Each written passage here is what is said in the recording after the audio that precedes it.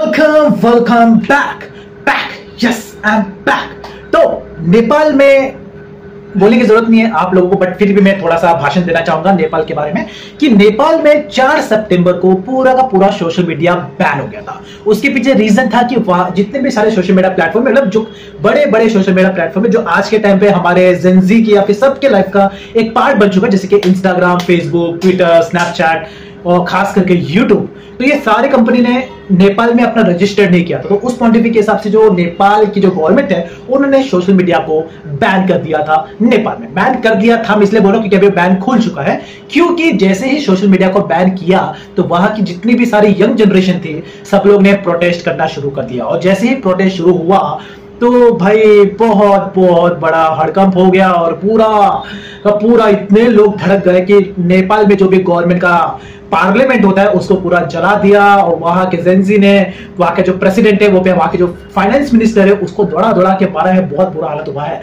तो चलो देखते हैं एक्चुअली में क्या रीजन है, वो इसके लिए आज हम देखने वाले हैं ध्रुव राठी का एक वीडियो। तो चलो देखते हैं एग्जैक्टली क्या सीन है और एक्चुअल में सोशल मीडिया की वजह से ये सीन हुआ है और भी कुछ कारण है। टाइम वेस्ट नहीं करते हैं, स्टार्ट करते हैं। 3, 2, 1 स्टार्ट। नमस्कार दोस्तों, जिस जनरेशन के बारे में अक्सर कहा जाता है कि ये जनरेशन किसी लायक नहीं है, कुछ नहीं बन पाएगी, इसी जनरेशन ने, इसी जेन जी ने नेपाल में सरकार गिरा दी है। नेपाल के प्रधानमंत्री केपी शर्मा ओली को मजबूर कर दिया है इस्तीफा देने पर। भाई ये जो प्रधानमंत्री है जो भी केपी ओली, इसके घर को पूरा जला दिया, ऐसा जला कि जो इनकी वाइफ थी वो उनका डेथ हो गया उस जलने की वजह से। अब वो अलग बात है कि प्रोटेस्ट इस हद तक पहुंच गए हैं कि प्रधानमंत्री के घर पर भी आग लगा दी गई है। पार्लियामेंट भी आग की लपटों में घिर चुका है। फाइनेंस मिनिस्टर को तो निकालकर जूतों से मारा गया प्रोटेस्टर्स के द्वारा। और इसी सब में एक अनफॉर्चुनेट डेथ हुई पूर्व प्रधानमंत्री की वाइफ की, जब उनके घर पर आग लगाई गई थी। ऐसे में सवाल ये उठता है कि आखिर क्या कारण है इस सब गुस्से के पीछे? क्या सिर्फ सोशल मीडिया बैन करने की वजह से हमें ये सब देखने को मिल रहा है?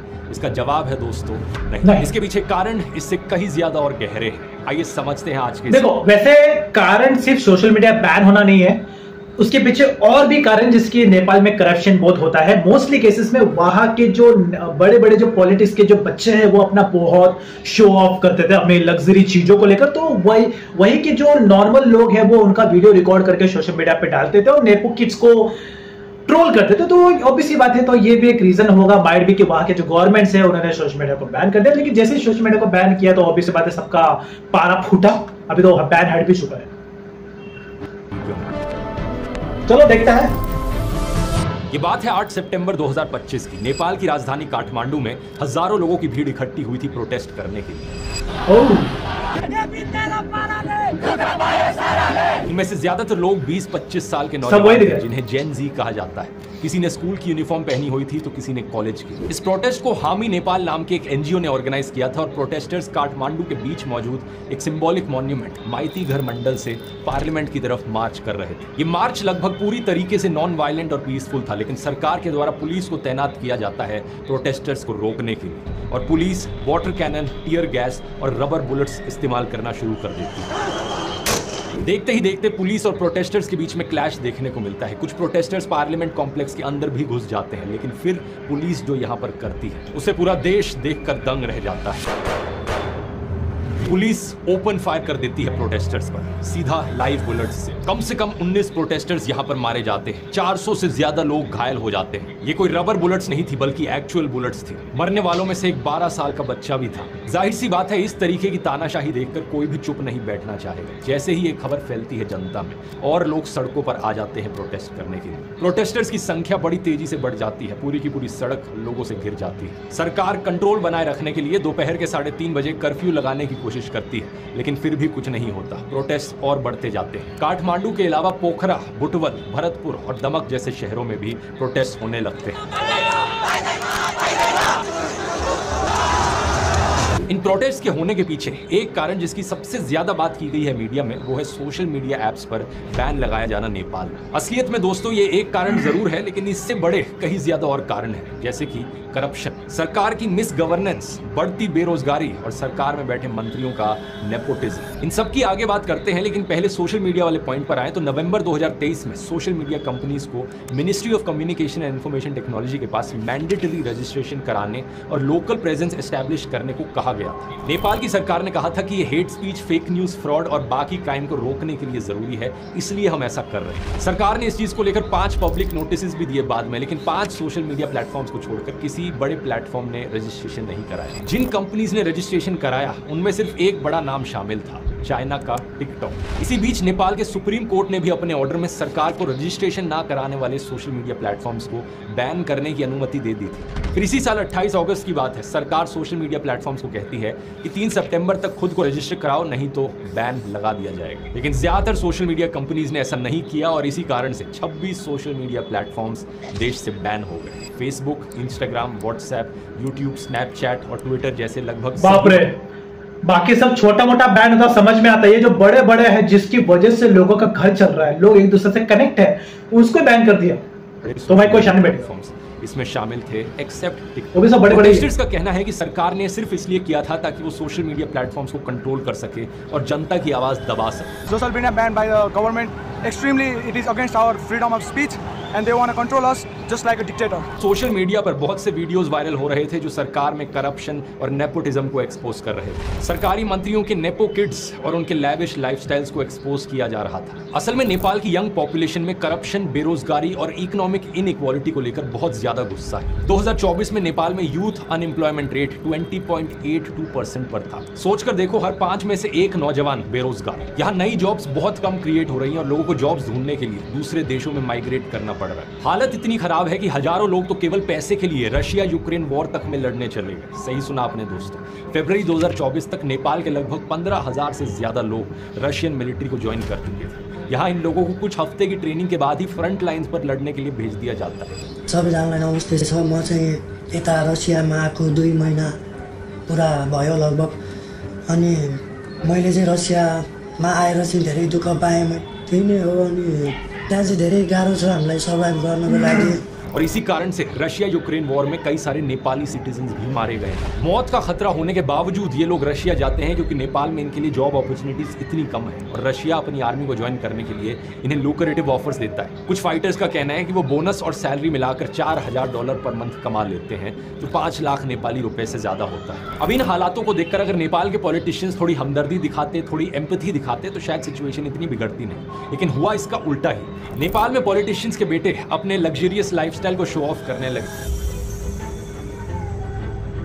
एकातिर नेपाली नेताका छोराछोरी र नातिनातिनाहरूले कति आरामदायी जीवन बाँचिरहेका छन् भन्ने देखाउने तस्बिरहरू, जसमा उनीहरूको विदेश ट्रिप, शानदार पार्टी अनि महँगो सामानहरूको कलेक्सन देखिन्छ। सोशल मीडिया पर लोगों ने इस आयरनी को देखा और लोग आवाज उठाने लगे।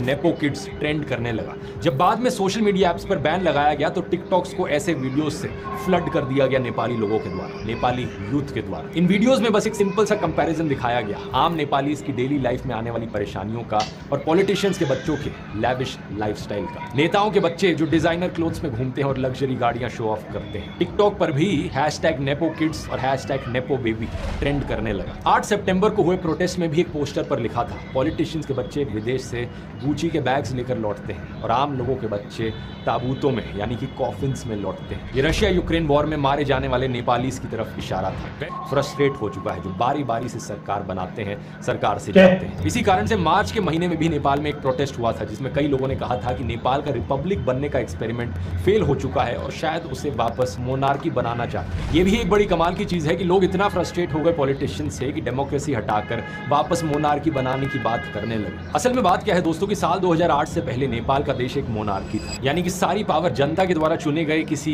पॉलिटिशियन के पास नहीं थी बल्कि एक राजा के पास थी। इनका आखिरी राजा किंग ज्ञानेंद्र। इनको सत्ता से हटाने के लिए 2 बड़े मूवमेंट्स हुए थे। एक था 2006 का लोकतंत्र आंदोलन और दूसरी थी बहुत सालों से चल रही माओइस्ट इंसर्जेंसी। 28 मई 2008 को ऑफिशियली मोनार्की को अबॉलिश कर दिया जाता है और नेपाल एक फेडरल डेमोक्रेटिक रिपब्लिक बन जाता है। We believe that all of us will work hard together to make the dream of new Nepal come true. तब से लेकर आज तक 17 साल बीत चुके हैं और इन 17 सालों की डेमोक्रेसी में 13 बार नेपाल की सरकार बदल चुकी है। कभी केपी शर्मा ओली प्रधानमंत्री बनते, तो कभी पुष्प कमल दाहाल, तो कभी शेर बहादुर देउवा। इन्हीं 2-4 पॉलिटिशियंस के बीच में पावर रोटेट करती रहती है, गठबंधन बनते और कुछ महीनों बाद ही टूट जाते। नेपाल में 2 डोमिनेंट पॉलिटिकल फोर्सेज हैं, नेपाली कांग्रेस और नेपाली कम्युनिस्ट। नेपाली कम्युनिस्ट की 2 मेजर पार्टीज हैं, Communist Party of Nepal United Marxist and Leninist और Communist Party of Nepal Maoist Centre. यही पार्टीज आपस में और छोटी पार्टीज के साथ अलायंस करके सरकार बदलते रहे, लेकिन इन तीनों पार्टीज के ही हेड्स पर करप्शन का आरोप लगा है। नेपाली कांग्रेस के head former PM Sher Bahadur Deuba पर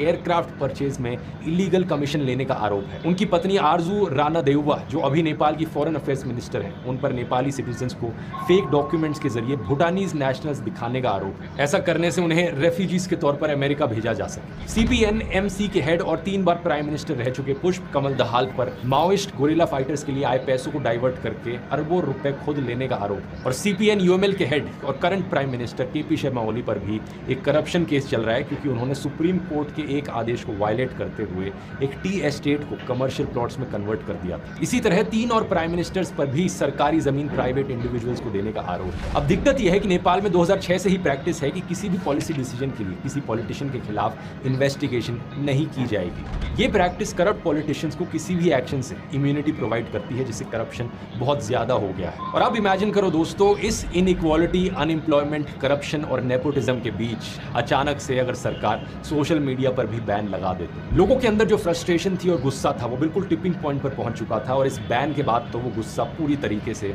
एक्सप्लोड कर गया। असल में बात क्या है कि सोशल मीडिया ऐप्स पर बैन लगाने से नेपाल में एम्प्लॉयमेंट के जो थोड़े बहुत जरिए भी बचे थे वो भी खतरे में आ गए। नेपाल की इकोनॉमी में टूरिज्म एक बहुत बड़ा रोल प्ले करता है, जो आउटरीच और बुकिंग्स के लिए सोशल मीडिया पर बहुत डिपेंडेंट है। इस बैन ने इस टूरिज्म इंडस्ट्री को पूरी तरीके से डिसरप्ट कर दिया। इसके अलावा लाखों नेपाली फैमिलीज भी इंपैक्ट हुई, जो ऑनलाइन मैसेजिंग ऐप्स का इस्तेमाल करती थी विदेश में काम करने वाले अपने फैमिली मेंबर से कॉन्टैक्ट करने के लिए। एक एस्टिमेट के अनुसार जॉब्स और स्टडी के लिए लगभग 70 लाख से ज्यादा नेपाली बाहरी देशों में रहते हैं। इन चीजों ने दोस्तों इस प्रोटेस्ट को और ज्यादा फ्यूल कर दिया। और फिर जब लोग दोस्तों पीसफुली सड़कों पर उतरे प्रोटेस्ट करने के लिए, तो नेपाल की सरकार ऐसे रिएक्ट करती है जैसे ही कोई अथॉरिटेरियन सरकार। प्रोटेस्ट भी नहीं करने देना, पुलिस को उतारो और लोगों पर गोलियां चलानी शुरू कर दो। सरकार अपने बैन को डिफेंड करने के लिए वही नेशनलिज्म का पुराना आर्ग्यूमेंट का सहारा भी लेती है, जो अक्सर सरकारें अपने खिलाफ क्रिटिसिज्म को दबाने के लिए करती है। प्रधानमंत्री कहते हैं कि वो एरोगेंस के खिलाफ है, कुछ ऐसा स्वीकार नहीं करेंगे जिससे देश कमजोर हो जाए। लेकिन अंत में इस सरकार को प्रोटेस्टर्स के आगे झुकना पड़ा। पहले होम मिनिस्टर ने मॉरल ग्राउंड्स पर इस्तीफा दे दिया और सोशल मीडिया ऐप्स पर लगा बैन हटा दिया गया, लेकिन इसके बाद भी प्रोटेस्टर्स शांत नहीं हुए। प्रधानमंत्री और राष्ट्रपति के घरों पर भी आग लगा दी जाती है,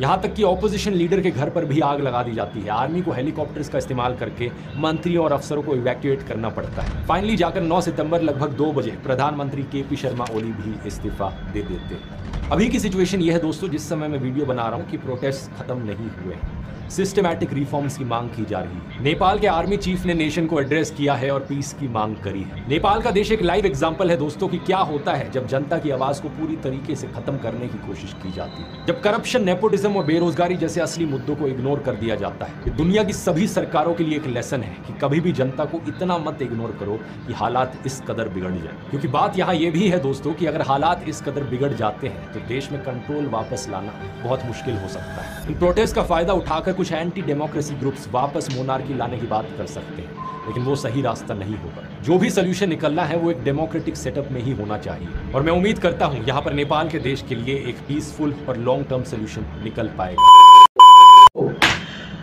मुझे कुछ ज्यादा बोलने की जरूरत नहीं है। ये वीडियो देखे तो आप लोग ऑलरेडी पूरा समझ चुके हो, और स्टार्टिंग में मैंने आपको पूरा भाषण दे दिया कि नेपाल में क्या हुआ है।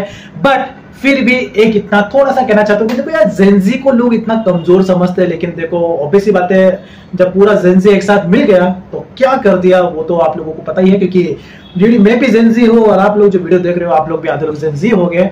बट ये एक बाकी अदर कंट्री के लिए भी एक मैसेज है कि अगर आप ऐसा कुछ करोगे जो जेनजी के अगेंस्ट होगा तो माइट भी पॉसिबल है ऐसा सीन देखने को मिल जाएगा। देखो यार, सीधी सी बात है, सोशल मीडिया प्लेटफॉर्म आज के टाइम पे हमारे लाइफ का एक पार्ट बन चुका है। कोई पैसे कमाने के लिए सोशल मीडिया का यूज करता है, कोई अपने माइंड को फ्रेश करने के लिए सोशल मीडिया को यूज करता है, कोई अपने फैमिली से कनेक्ट रहने के लिए सोशल मीडिया का यूज करता है। तो यार आज के टाइम पे तो ऐसा कोई बैन नहीं होना चाहिए। बट यस, ये तो ठीक है, नेपाल की पॉपुलेशन कम है, प्रोटेस्ट ना देखने को मिला, लेकिन बाकी अदर कंट्री जैसे कि मुंबई हो गया, दिल्ली हो गया, यूपी बिहार हो गया, यहाँ पर अगर ऐसा कुछ देखने को मिल जाए तो क्या होगा, क्या होगा, क्या होगा, बोलने की जरूरत नहीं है। सो ओवरऑल इस वीडियो के बारे में आपका क्या ओपिनियन है इस कमेंट में जरूर बताना। अगर आपको वीडियो पसंद है तो आप ऐसे और वीडियोस देखना चाहते हो तो मेरे वीडियोस में जाके जरूर चेकआउट कर देना। सो तब तक के लिए